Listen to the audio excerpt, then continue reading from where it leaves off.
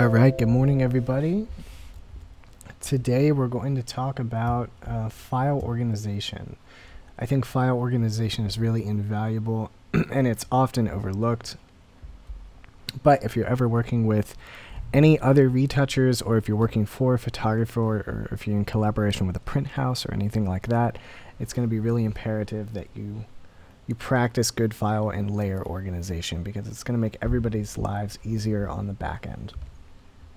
My method for file organization is really quick, really easy. This is just going to take a second, but I think it's important for you to know and for you to use. I use non-destructive editing, and I imagine you should too. And that means whenever you're retouching a file, you never want to work on your background layer. You always want to have another layer that you're going to use to do all of your edits on. If you're not doing compositing, this image has compositing in it, but if you're not doing any compositing, I recommend creating a new layer on top of everything to do your retouching on. If you don't duplicate your layer, because that's actually going to double the file size, you can actually just do Command-Shift-N to create a new layer. We can call that layer retouching, and then do all your retouching on this layer. If you're doing clone stamp or healing brush or anything like that, and you need to pick up the layers below that layer, like you need to actually have the information from the background layer to do your clone stamping, you could do right here, you can do the align sample current and below rather than current layer. By default it's set to current layer. If you set it to current and below, then it's going to pick up everything below it. I don't use all layers, because then it'll pick stuff up that's above it, and a lot of the times I don't want it to pick up things that are above it. But really, whatever works best for you. I use current and below. When you're if you're doing any compositing or any other adjustments or anything like that, I go ahead and make groups for everything.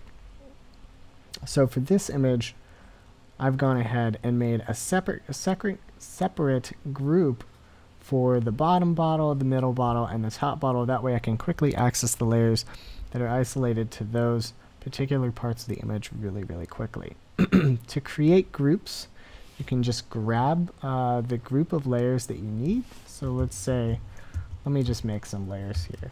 Layer 1, layer 2, layer 3. And then you can shift click to grab all those layers. And then right down here is the little folder icon, or I like to use shortcuts. So I'm going to do Command G for group, and that'll group everything. You can do groups within groups within groups. So just like I did here. Whatever way you need to organize the file, it kind of changes by file for me. But the way that I usually do things is comp first, retouching second, and adjustments third. The reason for that is if you do any retouching over top of adjustments and then drag it down into the retouching, remember that we had current and below set up. So it's going to pick up all these different pixels from all the curves and contrast adjustments that we applied to the image. And then if you drag it down into the retouching file or folder to be more organized, you've just messed everything up actually. So like let's just illustrate that for you real quick.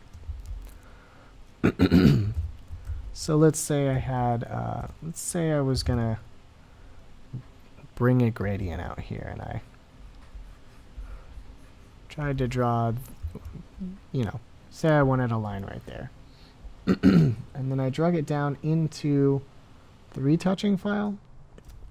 Not only does it go away, if you turn off the adjustments layer, now it looks all weird. So let's go back in time and make sure we didn't do that. So that's why you want to do things, keep things organized in the right way. If you have to go back and do retouching after you've done adjustments, just make a new layer inside of the retouching folder and do all your adjustments from there. Alright, that's it. That's quick and easy, and that's all I really have to say about layer organization. But please practice this. It will make everyone so grateful, and it'll make you so easy to work with, and it really does show just a level of professionalism in your work.